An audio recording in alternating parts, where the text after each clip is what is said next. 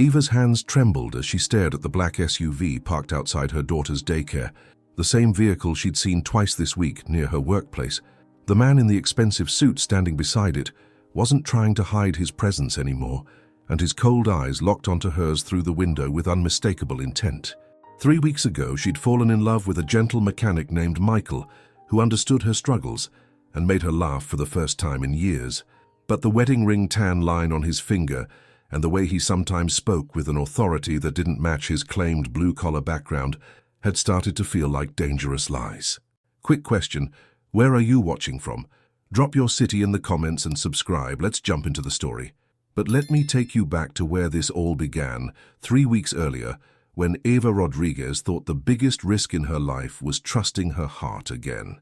The fluorescent lights in Danny's diner buzzed overhead as Eva Rodriguez smoothed down her best blouse for the 3rd time, checking her reflection in the coffee-stained mirror of the women's restroom. Her hands shook slightly as she applied a fresh coat of lip gloss, the only makeup she could afford to replace regularly.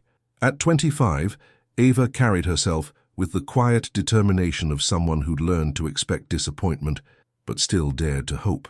Her long dark hair was pulled into a neat ponytail, and her simple navy dress was clean and pressed, though she'd owned it for 3 years. The small silver cross at her throat had been her grandmother's, one of the few possessions she'd kept when everything else fell apart. "You can do this," she whispered to her reflection. "Just 1 hour. What's the worst that could happen?" Her daughter Sophia was safely at her neighbor Mrs. Chen's apartment, playing with toys Eva had bought second-hand, but carefully cleaned until they looked almost new. At 4 years old, Sophia was the brightest light in Eva's world, but dating as a single mother in Chicago felt like navigating a minefield. Most men disappeared the moment they learned about her daughter. Eva had almost cancelled tonight's blind date 3 times. Her co-worker Marie had set it up, insisting that Michael was different, kind, hard-working, looking for something real. But as Eva walked back to the corner booth, she wondered if she was fooling herself. What could a successful man want with someone like her? She spotted him immediately. Even seated, he commanded attention in a way that made her pause. Dark hair, strong jawline, wearing a simple flannel shirt and jeans that somehow looked expensive despite their casual appearance. When he looked up from his menu, his gray-green eyes held an intensity that made her breath catch. "Eva," he stood as she approached, and she was surprised by how tall he was, easily over 6 feet. His handshake was firm but gentle, calloused in a way that suggested manual labor, yet his posture spoke of confidence that seemed almost regal. "Michael," she said, settling into the cracked vinyl booth across from him, "thank you for choosing somewhere so unpretentious." She gestured around the modest diner with its checkered floor and handwritten menu board. His laugh was genuine, creating crinkles around his eyes. "I spend enough time in fancy places for work. Sometimes you want real food and honest conversation." There was something in his tone, a weariness that suggested complications beneath the surface. "What kind of work do you do?" Eva asked, accepting the coffee the waitress poured without being asked. "Automotive repair, mostly." Michael's answer came easily, but Eva noticed how his hands, though calloused, were too clean, his nails too perfectly maintained for someone who spent all day elbow-deep in engine grease. "I own a shop on the south side, started from nothing, built it up over the years." Eva found herself relaxing as they talked. Michael asked about her job at the medical clinic where she worked as a receptionist, listening intently as she described the challenge of managing Dr. Patterson's chaotic schedule and dealing with anxious patients. He didn't flinch when she mentioned Sophia, instead asking thoughtful questions about her daughter's favorite activities and what it was like raising a child in the city. "You light up when you talk about her," Michael observed, refilling Eva's coffee from the carafe their waitress had left behind. "That's beautiful. Too many people see children as burdens." "She's everything to me," Eva admitted. "Her father, he didn't stick around. Said he wasn't ready for responsibility. It's been just us for 2 years now." Something dangerous flickered in Michael's eyes at the mention of Sophia's absent father, but it was gone so quickly, Eva almost missed it. "His loss," Michael said simply. "Any man who walks away from his child isn't worthy of either of you." They shared a basket of fries and talked for 2 hours. Michael was intelligent, funny, and surprisingly well-read for someone who claimed to work with his hands all day. He spoke about books Eva had never heard of, mentioned traveling to places that seemed exotic for a mechanic's budget, yet somehow made it all sound believable. When Eva mentioned struggling to afford Sophia's preschool tuition, Michael's jaw tightened almost imperceptibly. "Good education is important," he said carefully. "Maybe there are scholarships available you haven't heard about." "I've applied everywhere," Eva sighed. "The waiting lists are endless, and most programs want families with higher incomes anyway. Sometimes I think about moving somewhere smaller, cheaper, but Sophia loves her daycare and I can't afford to lose my job." Michael nodded thoughtfully, filing away information in a way that seemed more strategic than casual. Eva noticed how his eyes constantly surveyed the diner, how he'd positioned himself with clear sightlines to both entrances, how his phone had buzzed with messages he'd ignored throughout their conversation. "Would you like to do this again?" he asked as they prepared to leave, helping her into her thin coat with unexpected gallantry. "I'd like that very much," Eva admitted, surprised by how much she meant it. Michael walked her to her car, a 10-year-old Honda with a dented bumper and a stubborn door lock. She felt embarrassed by its condition next to his pristine black Mercedes parked nearby, but he made no comment about the contrast. "Drive safely," he said, waiting until she'd successfully started the engine before walking to his own vehicle. As Eva drove home through Chicago's late-night streets, she allowed herself to hope for the first time in months. Michael seemed genuinely interested in her life, her dreams, her daughter. He hadn't tried to impress her with money or status, hadn't made her feel judged for her circumstances. What she didn't know was that the man she'd called Michael had spent the entire evening memorizing every detail about her struggles, and by morning, several problems in Eva Rodriguez's life would mysteriously begin solving themselves in ways she'd never be able to trace back to their source. Eva stared at the letter in disbelief, reading it for the fourth time as Sophia bounced around their small apartment, playing with her stuffed elephant. The official letterhead of Bright Minds Preschool seemed almost too good to be true. "Dear Ms. Rodriguez, we are pleased to inform you that your daughter Sophia has been selected for our need-based scholarship program. This award covers full tuition and includes daily meals." "Mama, what's that paper?" Sophia climbed onto the couch beside her, dark eyes curious and bright. It's good news, baby," Eva managed, her voice thick with emotion. "Very good news about your school." She'd applied for the Bright Minds scholarship 8 months ago and received a polite rejection letter in return.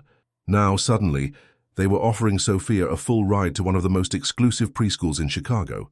Eva had learned to be suspicious of miracles. Her phone buzzed with a text from Michael. "Hope you're having a good morning.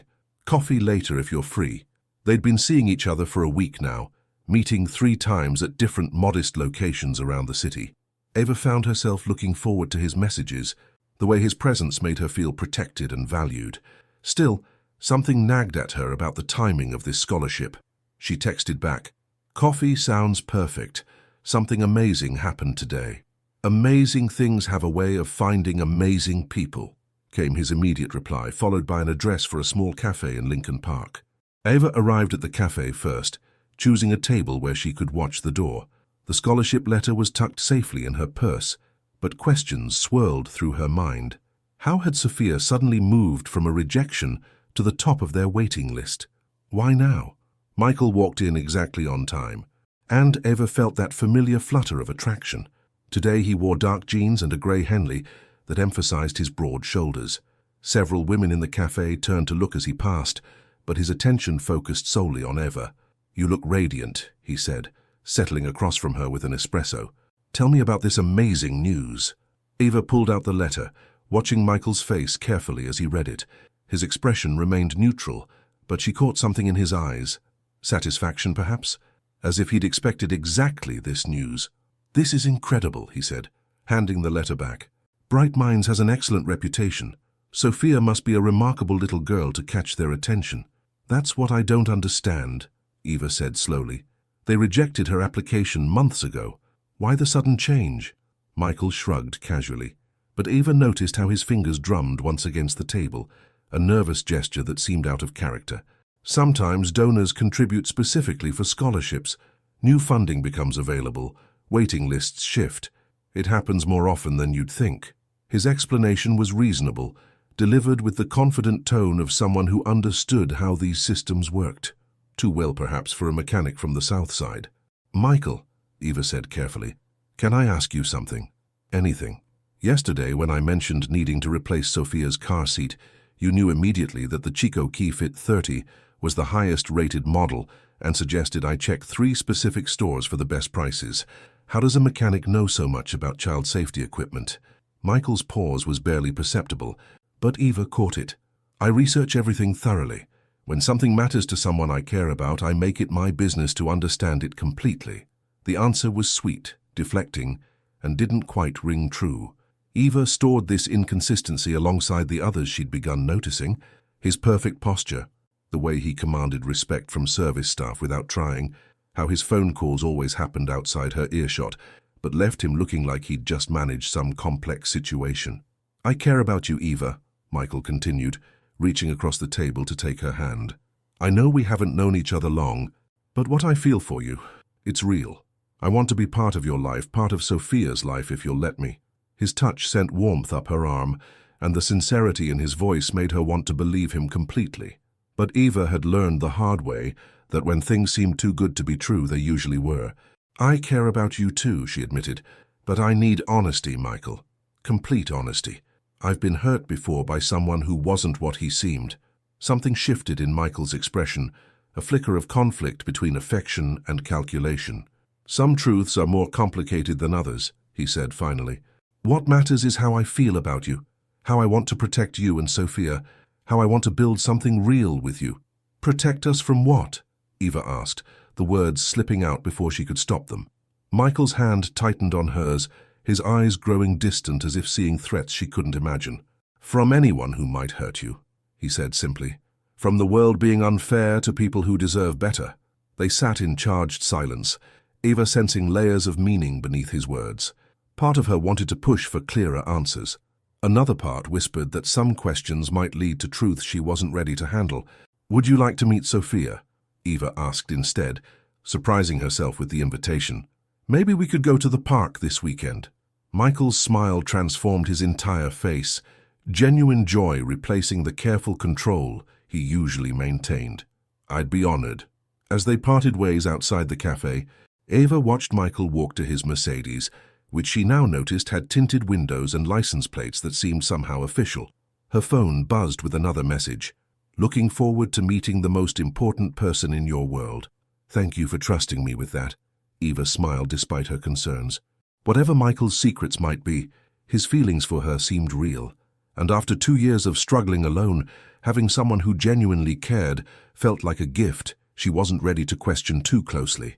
But as she drove home to tell Sophia about the scholarship, Eva couldn't shake the feeling that accepting Michael's help and his love might come with consequences she didn't yet understand.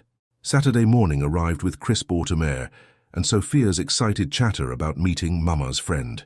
Eva had been awake since dawn, alternating between anticipation and anxiety about introducing her daughter to Michael. Will he like me, Mama? Sophia asked for the 10th time, smoothing down her favorite purple dress. He'll love you, baby, Eva assured her, though her own nerves were frayed. She'd chosen Lincoln Park Zoo for their meeting, public, child-friendly, with multiple exits if things went wrong. The precaution felt silly, even as she planned it. They arrived at the entrance 15 minutes early, Eva scanning the crowd for Michael's familiar figure. When she spotted him near the ticket booth, her breath caught. He wore dark jeans and a black leather jacket that emphasized his imposing frame, looking like he'd stepped from a magazine cover. But when he saw Sophia clinging to Eva's hand, his expression softened completely. You must be Sophia, he said, crouching down to the little girl's eye level. Your mama told me you're the smartest, bravest girl in all of Chicago. Sophia giggled, hiding partially behind Eva's legs. Are you really a car mechanic? Do you fix fire trucks? I fix all kinds of vehicles, Michael replied seriously. But I bet you know more about fire trucks than I do. Maybe you can teach me.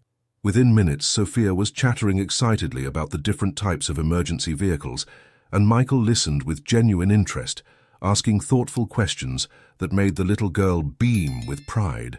Eva watched in amazement as her usually shy daughter warmed to this dangerous-looking man who somehow made her feel completely safe. Can we see the lions? Sophia asked, tugging on Michael's hand with casual trust that made Eva's throat tight with emotion. Lead the way, princess, Michael said, allowing himself to be pulled along. As they wandered through the zoo, Eva observed Michael with growing confusion and fascination. He knew exactly which exhibits would engage a 4-year-old. Effortlessly lifting Sophia for better views, buying her cotton candy without being asked, and maintaining constant awareness of their surroundings in a way that suggested either paranoia or experience with genuine threats. "Papa used to take me to the zoo," Sophia mentioned casually as they watched the penguins, her small hand in Michael's much larger one. Eva tensed, waiting for the usual awkward silence that mention of Sophia's father typically created with men. Instead, Michael squeezed the little girl's hand gently. "Your papa was lucky to have such special time with you," he said simply. "The penguins are pretty amazing, aren't they?" Eva felt tears prick her eyes at his easy acceptance, his refusal to let uncomfortable truths create distance. Michael caught her emotional response, reaching over to squeeze her hand with his free one. "Ice cream truck," Sophia announced, spotting the vendor near the playground area. "Good eye, princess." "What's your favorite flavor?" Michael asked, already steering them toward the truck. "Strawberry, but Mama says it's expensive." "Today's a special day," Michael said, lifting Sophia up to see all the options. "Special days call for strawberry ice cream." Eva watched him interact with the vendor, noticing how the man's initially casual demeanor shifted to obvious respect when Michael spoke. Nothing overt, just a subtle change in posture, a more attentive expression, as if he recognized something in Michael that commanded deference. "That was odd," Eva murmured when Michael returned with Sophia's ice cream. "What was?" "The way that man looked at you like he knew you from somewhere." Michael's expression remained neutral, but Eva caught the slight tension in his shoulders. "I have one of those faces," he said lightly. "People think they recognize me from somewhere." Another deflection, another answer that technically made sense while explaining nothing. Eva filed it away with the growing list of inconsistencies that painted a picture she wasn't ready to examine too closely. "Mama, look!" Sophia called out, pointing to the playground where other children were climbing and sliding. "Can I play?" "Of course, baby. Stay where I can see you." As Sophia raced off to join the other children, Eva and Michael found a nearby bench. The autumn sun was warm on their faces, and for a moment, Eva allowed herself to imagine this could be normal. Family outings, shared laughter, someone who genuinely cared about both her and Sophia. "She's incredible," Michael said, watching Sophia help a smaller child reach the monkey bars. "You've raised an amazing little girl." "I've tried my best," Eva replied. "It's not always easy alone." "You don't have to be alone anymore," Michael said quietly, his gray-green eyes serious as they met hers. "Not if you don't want to be." The promise in his voice sent warmth through Eva's chest. But it also triggered every warning bell her experience had installed. "Michael, I need to ask you something directly, and I need you to answer me honestly." He tensed almost imperceptibly. "Okay. Are you married?" Relief flashed across his features so quickly Eva almost missed it. "No," he said firmly. "Never been married. No girlfriend, no complicated situations, just me." The answer rang true, but it also revealed that her question hadn't been what he'd feared she might ask. What secret was he protecting that made marriage seem like the easy topic? "What about you?" Eva found herself asking. "What do you want from this, from us?" Michael was quiet for a long moment, watching Sophia play with an intensity that suggested he was memorizing every detail. "I want to wake up knowing you're both safe," he said finally. "I want to teach Sophia how to change a tire and help her with homework. I want to hold you when you've had a difficult day and celebrate when good things happen." He turned to face her fully, and Eva saw vulnerability beneath his controlled exterior. "I know it's too soon to say this, but I can see a future with you, Eva. A real future. The kind I never thought I could have." "Why couldn't you have it before?" Eva asked softly. "My life has been complicated," Michael admitted. "I've made choices that seemed necessary at the time, but closed certain doors. Meeting you opened them again." Sophia came running back, breathless and glowing from play. "Michael, will you push me on the swings?" "Absolutely, princess."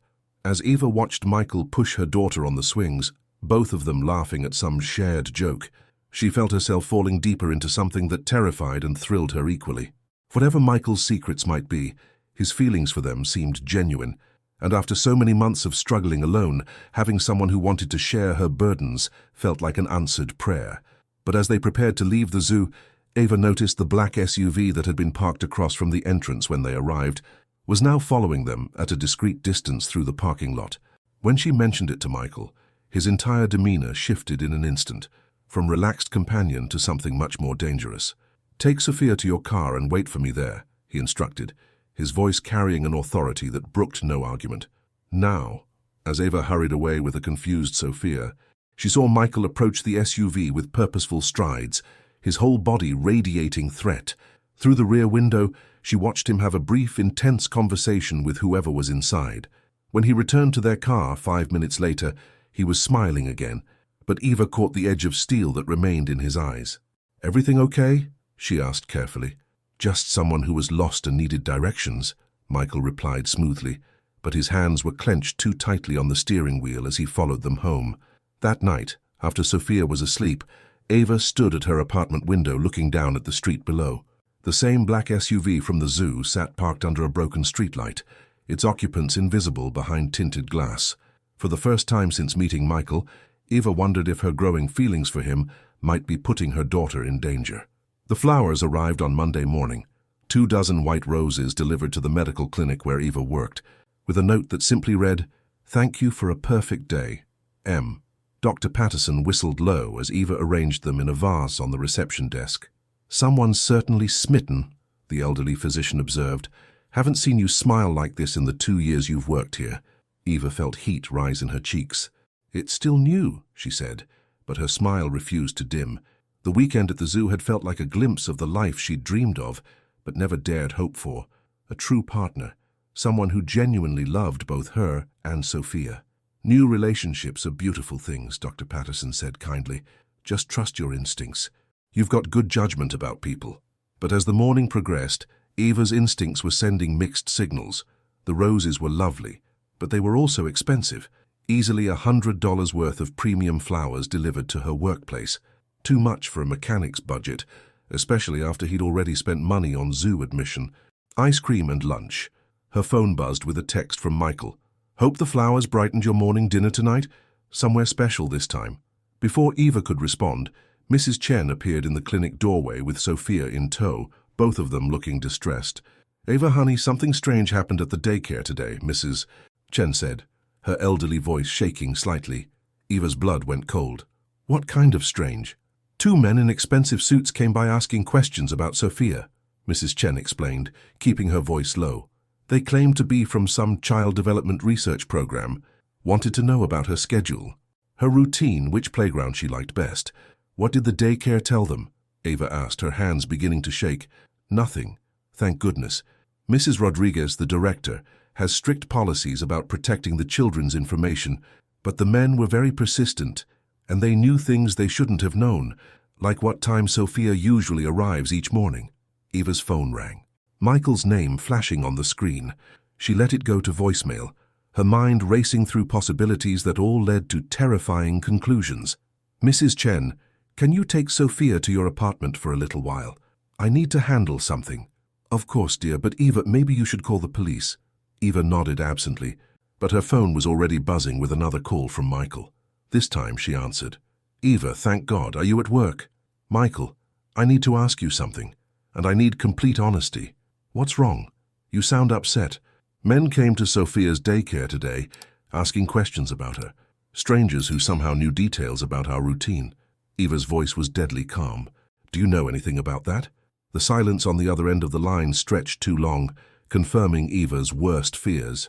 "Ava, I need you to listen to me very carefully," Michael said finally, his voice carrying an edge she'd never heard before. "Take Sophia and go to Mrs. Chen's apartment. Lock the doors. Don't open them for anyone except me. I'm coming to you now." "Who are you?" Eva whispered. "What have you gotten us involved in?" "Someone who cares about you more than you know," Michael replied. "Someone who will do whatever it takes to keep you and Sophia safe. But right now I need you to trust me one more time." Eva's hands shook as she ended the call. Dr. Patterson appeared beside her, having overheard enough to look concerned. "Take the rest of the day off," he said kindly. "Whatever's happening, family comes first." 15 minutes later, Ava was in Mrs. Chen's apartment, watching Sophia play contentedly with building blocks while her own world crumbled around her. Through the window, she could see the black SUV still parked on the street, no longer bothering to hide its surveillance. When Michael arrived 20 minutes later, Eva almost didn't recognize him. Gone was the casual mechanic in flannel and jeans. The man who knocked softly on Mrs. Chen's door wore an expensive charcoal suit that fit like armor, and his presence filled the small apartment with barely contained power. "Hi, Princess," he said gently to Sophia, who ran to hug his legs without hesitation. "Michael, are you here for dinner? Mama's been worried about something." "Just visiting," Michael assured her, but his eyes found Eva's over Sophia's head, and she saw apology mixed with determination. Mrs. Chen discreetly took Sophia to the kitchen for a snack, leaving Eva and Michael alone in the living room. "The flowers were beautiful," Eva said quietly. "Probably cost more than I make in a week." "Eva, the scholarship for Sophia. That was you too, wasn't it? Somehow you made it happen." Michael's jaw tightened, but he didn't deny it. "And the men asking questions about my daughter? That's more complicated," Michael admitted, "but they won't be bothering you again." "Who are you really?" Eva demanded, her voice barely above a whisper. "Because you're not a mechanic from the South Side. You're not some regular guy who owns an auto shop. Everything about you screams money and power and danger." Michael studied her face, seeming to weigh his options carefully. "My name is Bruno Santangelo," he said finally. "And you're right, I'm not a mechanic." The name hit Eva like a physical blow. Even in her sheltered world, she'd heard whispers of the Santangelo family, the empire they controlled from the shadows of Chicago's Underworld.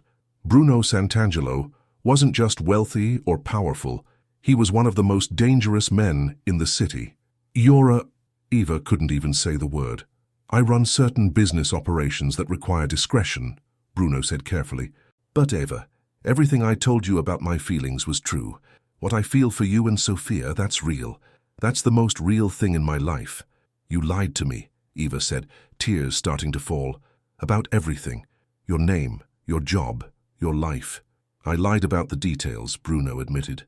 "But I never lied about caring for you, about wanting to protect you, about seeing a future with you that I never thought possible. And now, because of that, strange men are asking questions about my 4-year-old daughter." Bruno's expression darkened dangerously. "Those men were acting without authorization. The situation has been corrected. It won't happen again." The calm way he said it sent chills down Eva's spine. This was the Bruno Santangelo people feared, the man who could make problems disappear with a phone call. "I can't do this," Eva whispered. "I can't expose Sophia to your world, to whatever danger comes with being near you." "You don't have to be in my world," Bruno said urgently. "I can keep that part of my life completely separate. But Eva, please don't walk away from what we have. Don't let fear destroy something beautiful." From the kitchen came the sound of Sophia's laughter, innocent and pure. Eva closed her eyes, torn between the love growing in her heart and every maternal instinct screaming at her to run. "I need time to think," she said finally. Bruno nodded, pulling a business card from his jacket pocket. "This number reaches me directly, day or night. If you need anything, anything at all, you call me. My feelings haven't changed, Eva, and neither has my commitment to keeping you both safe." After he left, Eva stared at the card in her hands. B. Santangelo Private Consulting. Even his business cards were vague, hiding the truth behind corporate speak. But as she watched Sophia sleep that night, Eva couldn't stop thinking about the gentleness in Bruno's eyes when he looked at her daughter, the way Sophia had trusted him immediately, the protection he'd offered without being asked. She was in love with a dangerous man who'd lied about everything except his feelings for her, and somehow that made the choice ahead of her even more impossible. 3 days passed without contact from Bruno, and Eva found herself jumping at every shadow, checking the locks twice before bed, scanning the street for black SUVs that never appeared. The silence felt almost worse than the surveillance had. Sophia asked about Michael repeatedly. "When is he coming back, Mama? I want to show him my new drawing." Eva's heart ached at her daughter's confusion. How did you explain to a 4-year-old that the man who'd made them both feel safe and loved was someone you couldn't trust? On Thursday evening, as Eva was heating leftover soup for dinner, her phone rang. Dr. Patterson's name appeared on the screen, which was unusual. He never called after hours unless there was an emergency. "Eva, dear, I hope you don't mind me calling," the elderly doctor said, "but something remarkable happened today and I thought you should know immediately." "What kind of remarkable?" "I received a call from Children's Hospital. They're starting a new program providing free medical care for preschoolers, and they specifically requested that Sophia be one of their first participants. Complete health screenings, dental care, vision testing, everything covered at no cost. Eva's hand tightened on the phone. Did they say why they chose Sophia? Something about her daycare providing a referral, though when I called Bright Minds to congratulate them on their community connections, they seemed as surprised as I was. Another mysterious benefit appearing in Sophia's life, another problem solving itself through channels that didn't quite make sense. Eva closed her eyes, knowing exactly who was orchestrating these gifts from the shadows. Dr. Patterson, I may need to take some personal time soon. Family situation. Of course, dear. You know I'll support whatever decision you need to make. After hanging up, Eva stared at Bruno's business card, which she'd been carrying in her wallet for 3 days. Part of her was angry at his continued interference in their lives. Another part was deeply touched that he was still finding ways to care for Sophia even after Eva had asked for space. Her phone buzzed with a text from an unknown number. Mama, it's Mrs. Rodriguez from Bright Minds. Could you come in early tomorrow morning? Something wonderful has happened regarding Sophia's education. Eva's breath caught. She'd never given the daycare director her personal number, and Mrs. Rodriguez always called the clinic during business hours when she needed to reach her. This wasn't Mrs. Rodriguez. Eva quickly typed back, "Who is this really?" The response came immediately. "Someone who's been worried about you for 3 days. Someone who has things to say that can't wait any longer. Please, Eva, meet me at the park where we had our first coffee. 30 minutes. Eva stared at the message, her heart racing. Every rational thought told her to ignore it, to pack up Sophia and disappear before she got pulled deeper into Bruno's dangerous world. But her traitorous heart remembered the way he'd looked at her daughter, the genuine affection in his voice, the careful way he'd protected them both even when she'd pushed him away. She called Mrs. Chen, who readily agreed to watch Sophia for a couple of hours. "That nice young man stopped by yesterday," the elderly woman mentioned casually. "Left some toys for Sophia and asked me to tell you he was thinking of you both. Seemed very sad, Eva. Whatever happened between you two, he cares deeply." The park was nearly empty in the early evening light, just a few joggers and dog walkers enjoying the mild weather. Eva spotted Bruno immediately. He sat on the same bench where they'd shared coffee that first week, wearing dark jeans and a black sweater, looking like a man carrying the weight of the world. "Thank you for coming," he said as she approached, standing but not attempting to close the distance between them. "I wasn't sure you would." "I almost didn't." Eva remained standing, arms crossed protectively. "The medical program for Sophia, that was you too. She deserves the best care available," Bruno said simply. "Every child does." "Stop doing that," Eva said, her voice sharp. "Stop solving problems I didn't ask you to solve. It makes me feel like I'm being manipulated." "You're right." Bruno's admission surprised her. "I've been handling this badly. I'm used to fixing things, protecting people I care about, by controlling the variables around them. But you're not one of my problems to solve, Eva. You're someone I love." The word hung between them, raw and honest. "Love," Eva repeated. "You love someone you've known for 2 weeks? Someone you lied to from the first moment you met her?" "Yes," Bruno said without hesitation. "I know how that sounds. I know you have every reason not to believe me. But Eva, I've never felt about anyone the way I feel about you.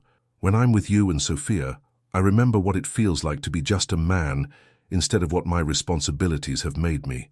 "And what exactly have your responsibilities made you?" Bruno was quiet for a long moment, choosing his words carefully. "Someone who makes difficult decisions so other people don't have to. Someone who handles problems that most people can't even imagine. Someone who's forgotten what it feels like to hope for a normal life. Until you met me." "Until I met you," he confirmed. "You see goodness in everything. Sivas, you find light in dark places. You raised an incredible little girl with nothing but love and determination, and you still believe the world can be fair and kind. Being near that changes a person." Eva felt tears threatening, her anger warring with the pull she felt toward this complicated, dangerous man.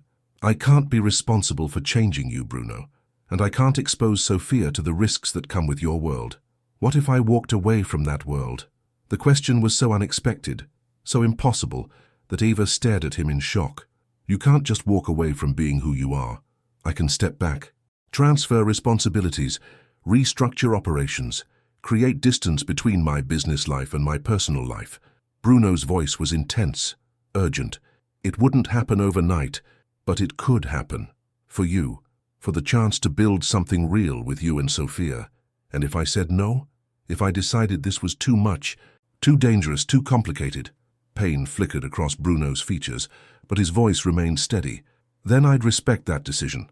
I'd make sure you and Sophia were always protected, always cared for, but I wouldn't contact you again if that's what you wanted.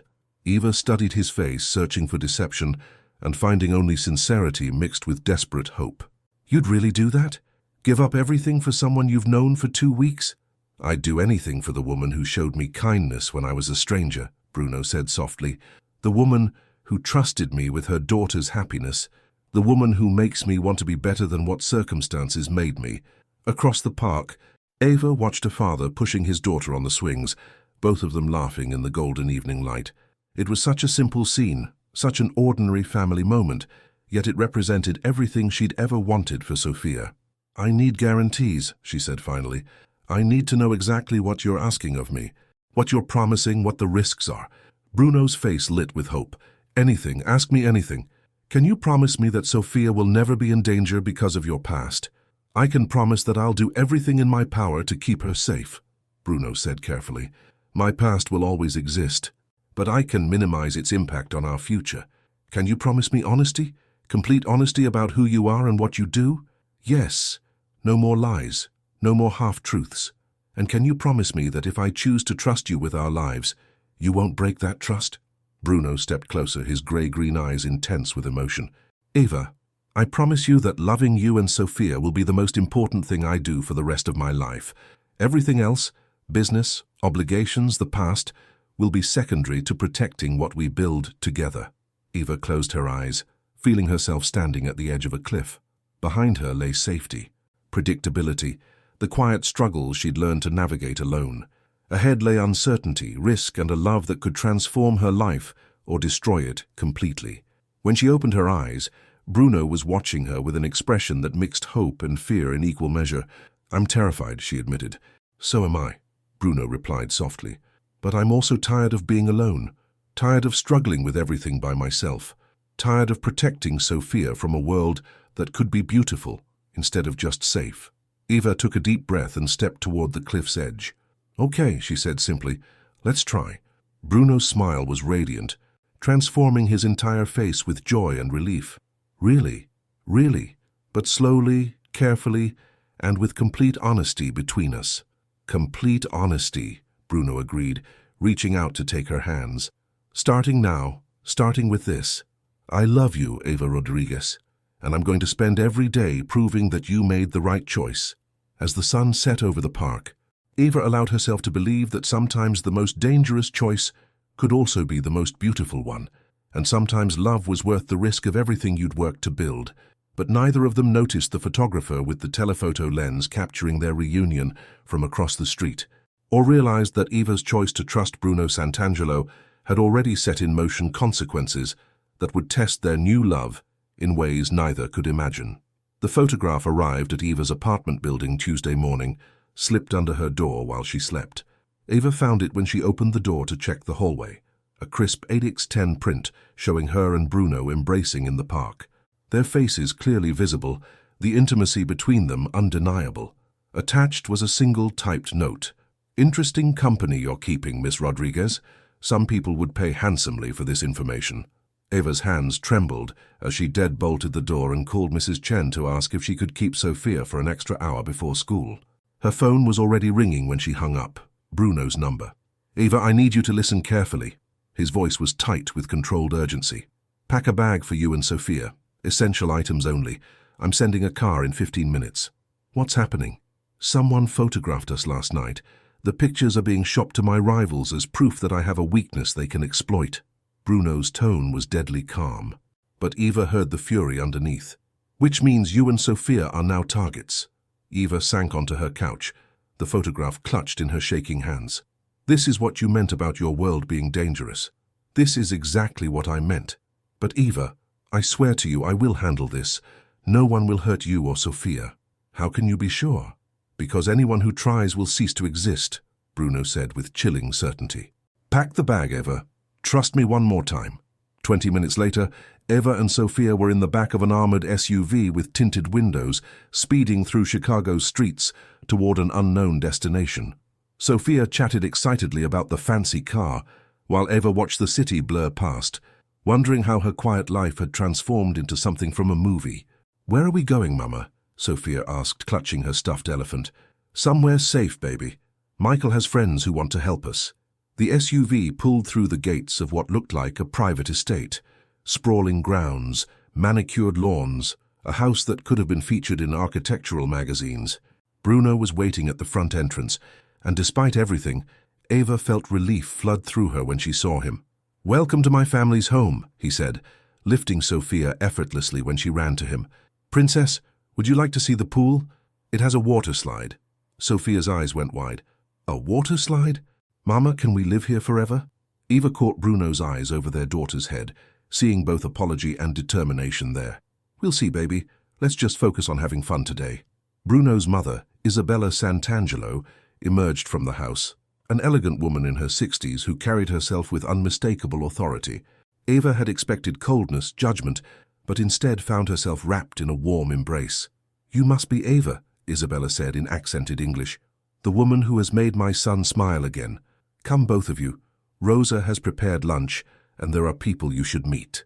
The next few hours passed in a blur of introductions to Bruno's extended family, cousins, uncles, longtime family friends who all seemed to instantly accept Eva and Sophia without question. They spoke carefully around Sophia, but Eva caught fragments of conversations about handling the situation and sending messages. "They're planning something," Eva said quietly to Bruno, as they watched Sophia play in the pool with several of his young cousins. "They're protecting family," Bruno corrected, "which is what you are now, whether you understand it or not. When someone threatens what matters to the Santangelos, we respond decisively. I don't want anyone hurt because of me." Bruno's expression hardened. "Eva, these people chose to make you a target the moment they followed us, photographed us and attempted to sell that information. I didn't start this fight, but I will finish it." That evening, after Sophia had fallen asleep in a guest room that looked like something from a fairy tale, Eva found herself alone with Bruno in his study. The room was lined with books and family photographs, humanizing the man she was still learning to understand. "Tell me about the people who took those pictures," Eva said, settling into the leather chair across from his desk. "Competitors who think they can use you to get to me," Bruno replied. "They've made a fundamental miscalculation, which is, they assumed I would prioritize business over personal feelings, that I'd sacrifice you to protect my operations." Bruno's grey-green eyes were intense in the lamplight. "They don't understand that you've changed everything for me." Eva felt warmth spread through her chest at his words, but fear lingered underneath. "What happens now? Now I make it clear that touching you or Sophia is the last mistake anyone will ever make." Bruno stood, moving to the window that overlooked the estate grounds. "And then I start the process of extracting myself from the parts of my business that put you at risk." "You'd really do that? Change your entire life?" Bruno turned back to her, his expression vulnerable despite his powerful bearing. "Eva, a week ago I thought power was the most important thing I could possess. Now I know better. You and Sophia are worth more than any empire." A soft knock interrupted them. Bruno's cousin Marco appeared in the doorway, his expression grim. "Bruno, we have a problem. The Castellano family is asking questions about your new girlfriend. Word is they're planning to make an offer for information about her background." Eva felt ice form in her stomach. The Castellanos were a name even she recognized, Bruno's primary rivals in the Chicago Underworld. "What kind of offer?" Bruno asked, his voice deadly quiet. "The kind that makes desperate people do stupid things," Marco replied. "And Eva's ex-boyfriend has been asking around about where she disappeared to. Someone might connect the dots." Bruno's hands clenched into fists. "Eva's ex-boyfriend?" Eva's blood went cold. "Sophia's father," she whispered. "David Morrison. I haven't heard from him in 2 years, but if someone's offering money, he'd sell information about his own daughter." Bruno's voice carried a rage that made Eva shiver. "He'd sell information about anything if the price was right. That's why I never told him where we moved after he left us." Bruno exchanged a look with Marco that communicated volumes without words. "Find David Morrison," he instructed quietly. "Bring him to me tonight. Make sure he understands that cooperation is his only option." After Marco left, Eva stared at Bruno, seeing the dangerous man behind the gentle father figure Sophia adored. What are you going to do to him? I'm going to make him understand that forgetting you and Sophia ever existed is in his best interest, Bruno replied calmly. Permanently. Bruno. Eva. He moved to her chair, kneeling beside it so they were eye level. I know this world frightens you. I know the methods I use seem extreme, but I need you to understand something. There is nothing I won't do to protect you and Sophia. Nothing. Looking into his eyes, Eva realized she was seeing the full truth of who Bruno Santangelo was.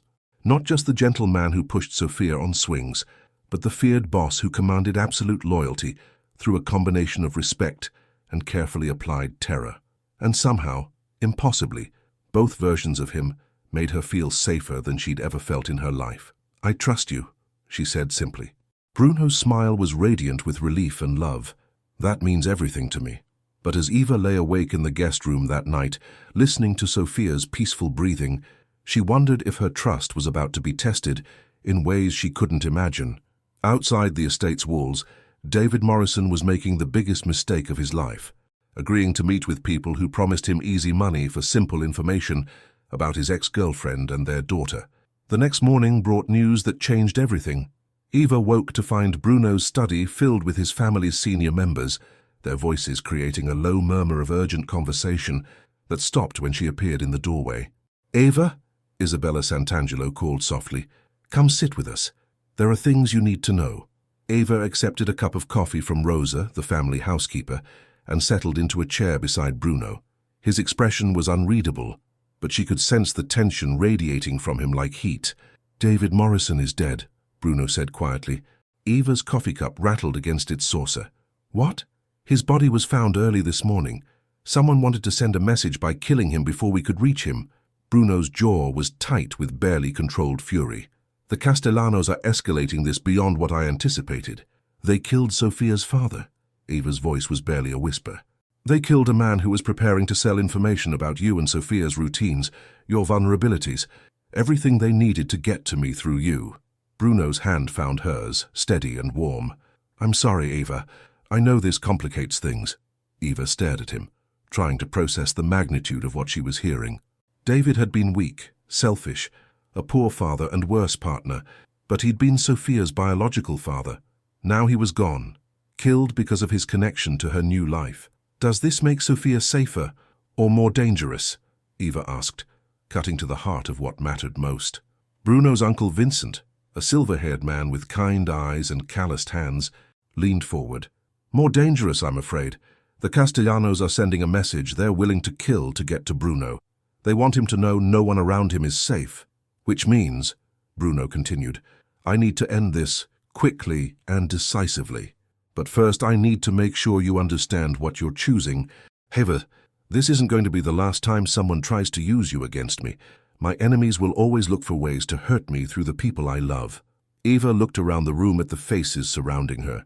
Bruno's family, people who'd accepted her and Sophia without question, who were now discussing life and death matters as calmly as others might plan a dinner party. What are my options? Eva asked. You and Sophia can disappear, Bruno said, his voice carefully neutral.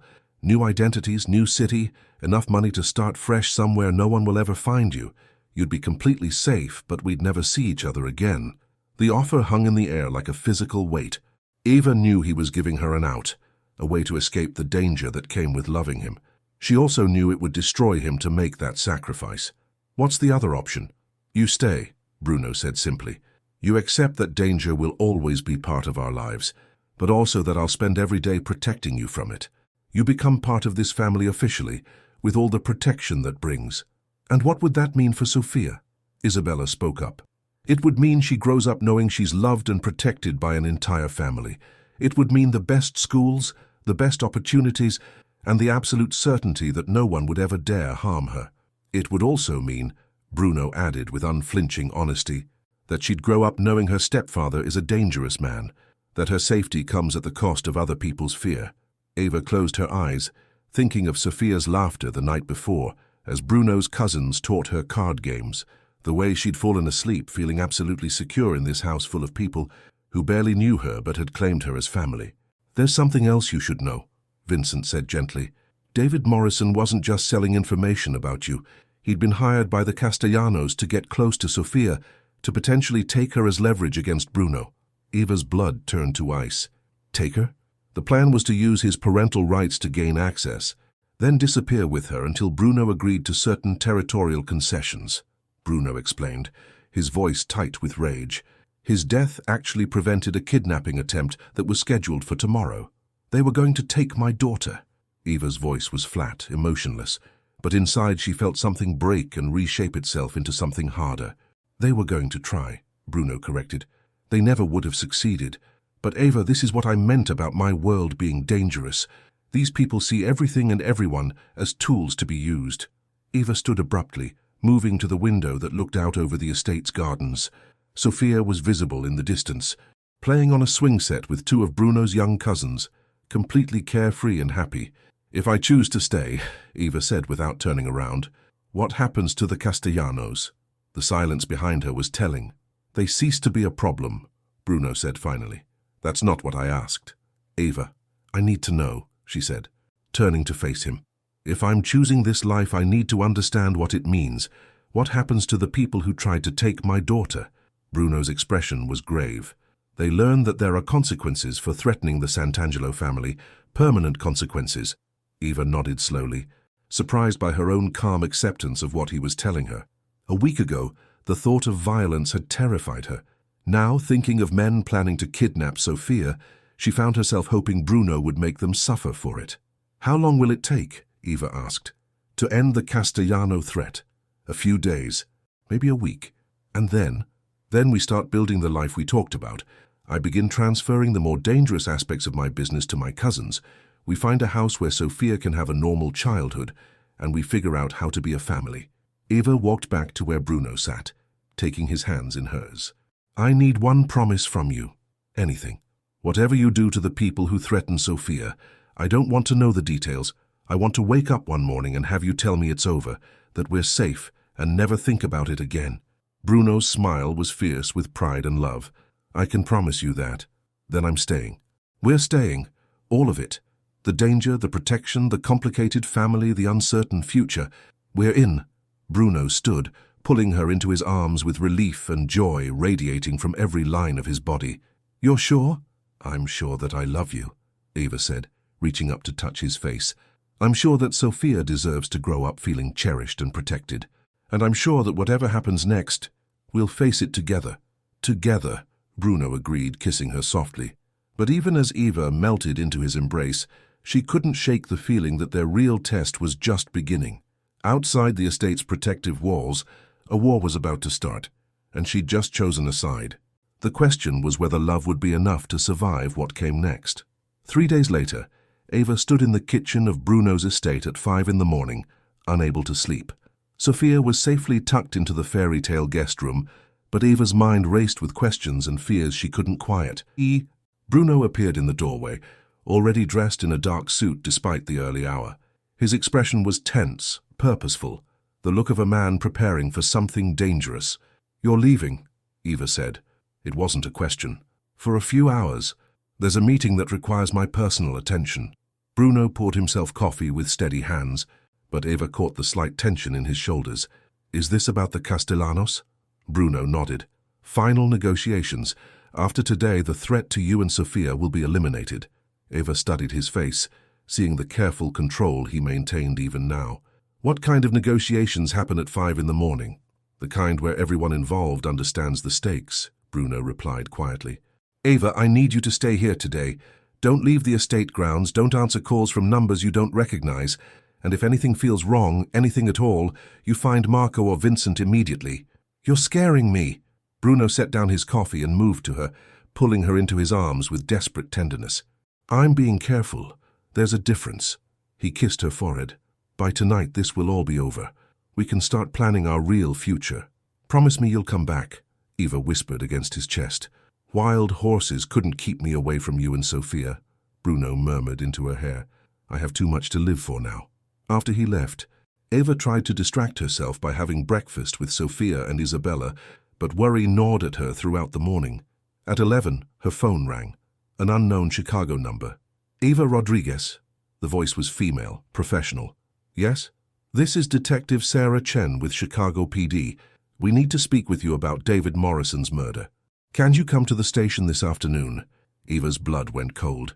I already told the officers who called yesterday that I hadn't spoken to David in over 2 years. New evidence has come to light that suggests his death is connected to your current relationship. We really need to speak with you in person. Eva's hands began to shake. What kind of evidence? I'd prefer to discuss that when you come in. Can you be here by 2? I need to make some calls first. Of course. But Ms. Rodriguez, this is important. David Morrison was tortured before he was killed. Someone wanted information from him, and we believe that information was about you. The line went dead. Eva stared at her phone, terror and confusion warring in her chest. She tried calling Bruno, but it went straight to voicemail. Marco and Vincent had left with Bruno for the meeting. The estate suddenly felt huge and empty, despite Isabella and Rosa's presence. "Mama, what's wrong?" Sophia appeared in the living room doorway, still in her pajamas, looking concerned. "Nothing, baby, come here." Eva pulled Sophia onto her lap, holding her close while her mind raced. The police call could be legitimate, or it could be a trap. How could she tell the difference? Her phone buzzed with a text from an unknown number. "We have Bruno. Come to Pier 19 alone if you want to see him alive. Bring the child as insurance, 1 hour." Eva's world tilted. She read the message 3 times, each word burning into her consciousness. They had Bruno. The Castellanos had taken the man she loved, and now they wanted her and Sophia too. Isabella appeared in the doorway, took one look at Eva's face, and immediately moved into action. "Rosa, take Sophia to the playroom, now." Her voice carried absolute authority. Once Sophia was out of earshot, Isabella held out her hand. "Give me your phone." Eva handed it over, watching Isabella read the message. The older woman's expression darkened with a fury that transformed her elegant features into something truly frightening. "Marco," Isabella said, speed-dialing a number. "The Castellanos have Bruno. They want Eva and Sophia at Pier 19 in an hour. What do you mean the meeting was a setup? I don't care what neighborhood police are paid to look the other way. Handle it." She hung up and turned to Eva with blazing eyes. "You're not going anywhere. Marco and the others will handle this." "But if I don't go?" "If you go, you and Sophia die, and Bruno still dies. These people don't negotiate in good faith, Eva. They want to eliminate all 3 of you." Eva felt hysteria rising in her throat. "So what do we do? Just wait here while they—" "We trust that Bruno Santangelo is the smartest, most dangerous man in Chicago," Isabella said firmly, "and we trust that he didn't walk into that meeting unprepared." As if on cue, Eva's phone rang in Isabella's hands. The older woman glanced at the screen and smiled grimly. "Bruno?" she answered. "Yes, she's here. Yes, they tried to take the bait. Yes, yeah." "Hold on." She handed the phone to Eva, whose relief was so overwhelming she nearly collapsed. "Eva, are you hurt?" Bruno's voice was strained, but strong. "I'm fine. Sophia's fine. But they said they had you." "They tried to.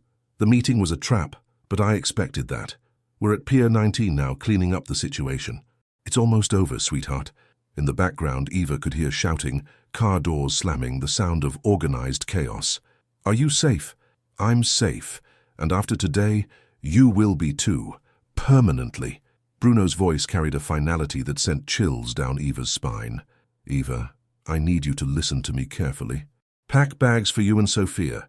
We're leaving Chicago tonight." "Leaving?" "There's a house in California. Private, secure, beautiful. Somewhere Sophia can go to school and make friends without worrying about any of this. Somewhere we can be a normal family." Eva felt tears start to fall, relief, love, and overwhelming gratitude. "You're really ending this." "I'm ending everything that puts you at risk. The Castellano family will no longer exist as of today. My business interests are being transferred to my cousins. And Eva? Yes? I love you, both of you. More than power, more than territory, more than anything I've ever built. You're my life now." 3 hours later, Eva watched the Chicago skyline disappear in the rearview mirror as they drove toward the airport. Sophia slept peacefully in her car seat, clutching her stuffed elephant, completely unaware that her life had just been saved by a man who loved her mother enough to give up everything. "No regrets?" Bruno asked, reaching over to take Eva's hand. "Only one," Eva admitted. "What's that?" "That we waited so long to have this conversation, that I spent even one day being afraid of how much I love you." Bruno lifted her hand to his lips, pressing a kiss to her palm. "We have the rest of our lives to make up for lost time." As their plane lifted off into the night sky, Eva realized she was no longer afraid of the future. Whatever came next, they would face it together. A mafia boss who'd chosen love over power, a single mother who'd chosen courage over safety, and a little girl who would grow up knowing she was the center of both their worlds. 6 months later, Eva stood in the kitchen of their California home, watching Sophia play in the backyard garden, while Bruno grilled vegetables for dinner. The house was everything he'd promised: spacious but warm, private but welcoming, surrounded by enough land that Sophia could run and play without Eva constantly worrying about her safety. Life had settled into a peaceful routine. Sophia attended a local Montessori school where she was thriving, making friends with the easy confidence of a child who'd never known real fear. Bruno had indeed stepped away from his family's business, though Eva knew he maintained contact with his cousins, who now ran the Chicago operations. "Mama, look," Sophia called out, running toward the house with a handful of wildflowers. "I picked these for the dinner table. They're beautiful, baby. Go wash your hands while I put them in water." As Eva arranged the flowers in a small vase, her phone rang. The caller ID showed a Chicago number she didn't recognize, which immediately put her on edge. Since moving to California, unknown Chicago calls usually meant problems. "Hello? Eva Rodriguez?" The voice was male, professional, unfamiliar. "Who's asking?" "My name is Detective James Rodriguez. No relation," the man added with a slight chuckle. "I'm calling about some information that's come to our attention regarding David Morrison's murder investigation." Eva's hand tightened on the phone. "I thought that case was closed." "Officially, yes, but some new evidence has surfaced that we think you should know about.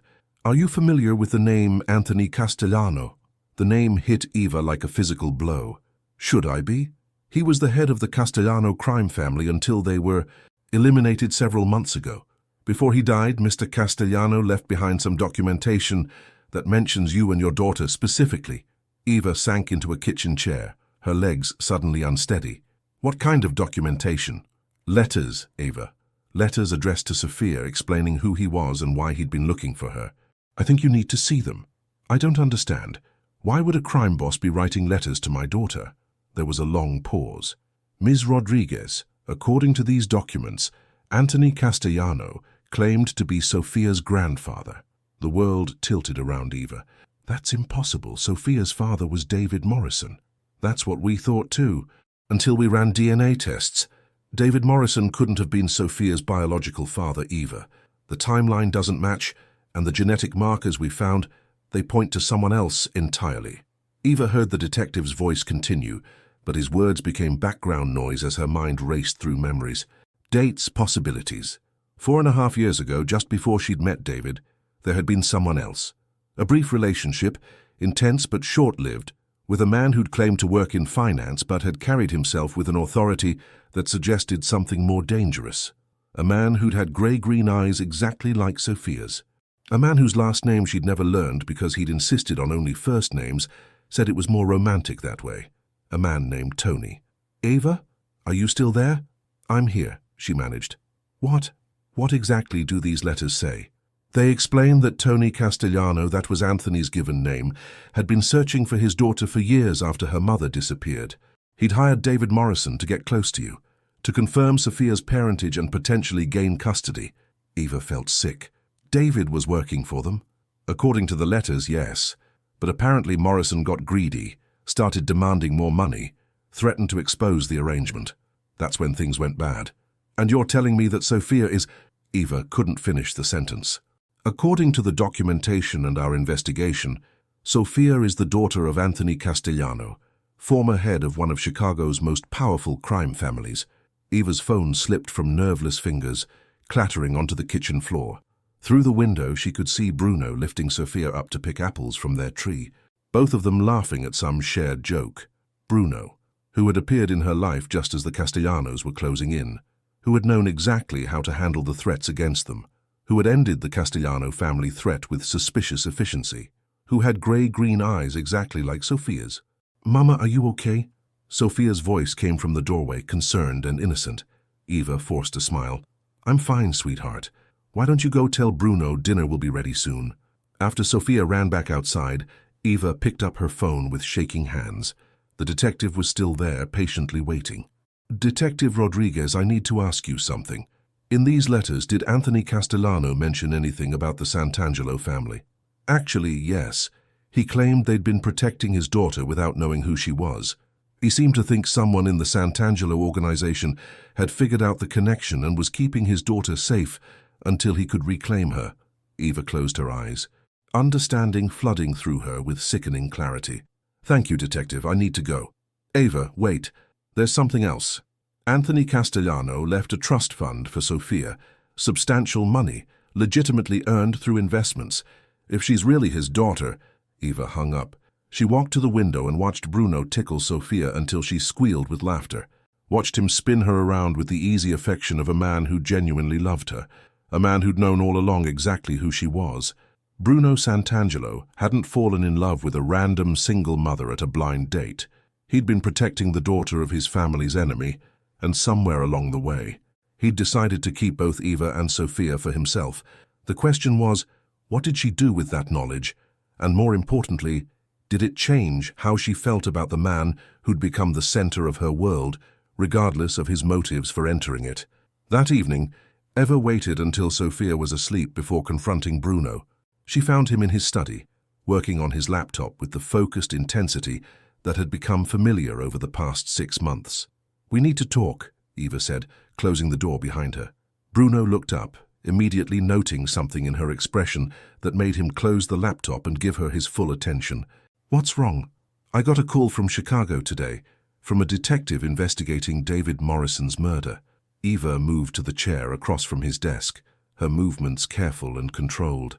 "He had some interesting information about the Castellano family." Bruno's expression didn't change, but Eva caught the slight tightening around his eyes. "What kind of information?"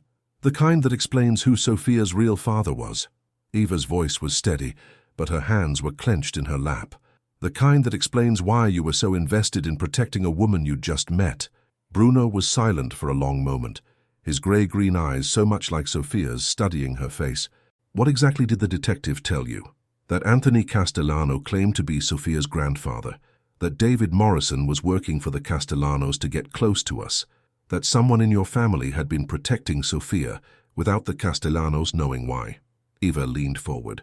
"But you knew, didn't you, Bruno? You knew exactly who she was." Bruno stood slowly, moving to the window that looked out over their peaceful backyard. "How long have you known?" "Since about an hour after the detective called. Since I realized that Sophia has your eyes, not David's. Since I remembered a man named Tony from 5 years ago who disappeared from my life after 2 months without explanation." Eva's voice was calm, but tears were starting to fall. "You're Sophia's father?" "Yes," Bruno said simply, turning to face her. "I am. And you knew. When you met me at that diner, when you pretended to be a mechanic, when you let me fall in love with you, you knew she was your daughter." "I suspected. I'd been searching for you both for years, ever since my family's investigators finally tracked down the woman Tony Castellano had been involved with before he took over his father's business." Bruno's expression was pained but honest. "When I saw Sophia at the zoo, when I looked into her eyes, I knew for certain." Eva felt her world reshaping itself around this new reality. "So this whole thing, our relationship, your feelings for me, everything, it was about getting your daughter back." "That's how it started," Bruno admitted, and Eva felt something break inside her chest. "I approached you because I wanted to know my child. But Eva, everything I felt for you, everything I told you about loving you, that was real.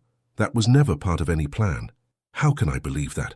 How can I trust anything you've told me when you've been lying about the most fundamental thing in my life?" Bruno moved toward her, then stopped when he saw her flinch away. "Because you know me. Eva, you've seen who I am when I think no one is watching. You've seen how I am with Sophia, with you. Those feelings can't be fabricated. You let me think David was her father. You let me grieve for a man who wasn't even her real parent. You let me make the choice to stay with you without knowing that you were her biological father all along."